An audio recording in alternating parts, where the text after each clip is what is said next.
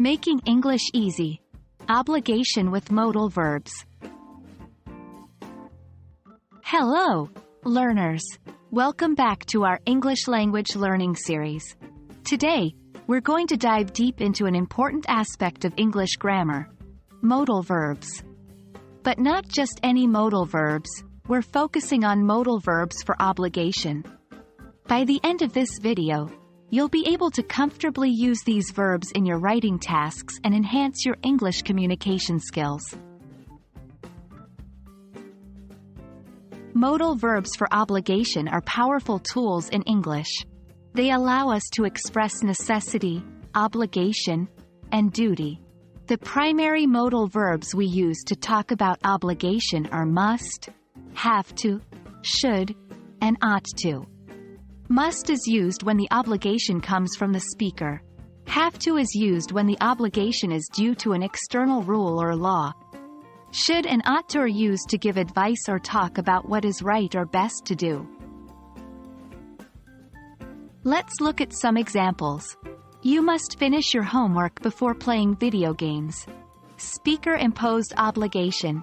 We have to wear seatbelts. It's the law. External obligation. You should eat more fruits and vegetables. Advice.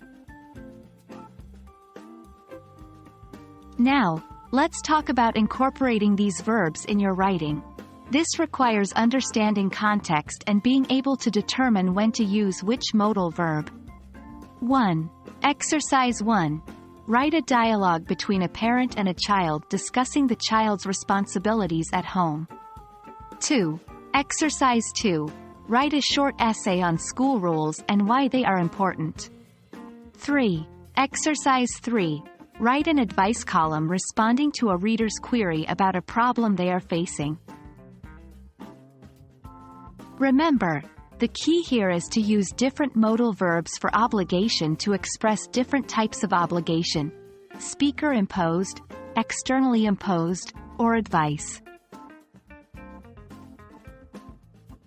After you've completed the writing tasks, it's time to assess your understanding. Look at each sentence you've written with a modal verb. Ask yourself these questions. 1. Did I choose the correct modal verb for the context?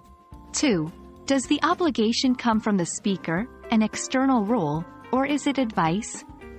3. If I change the modal verb in this sentence, does it change the meaning?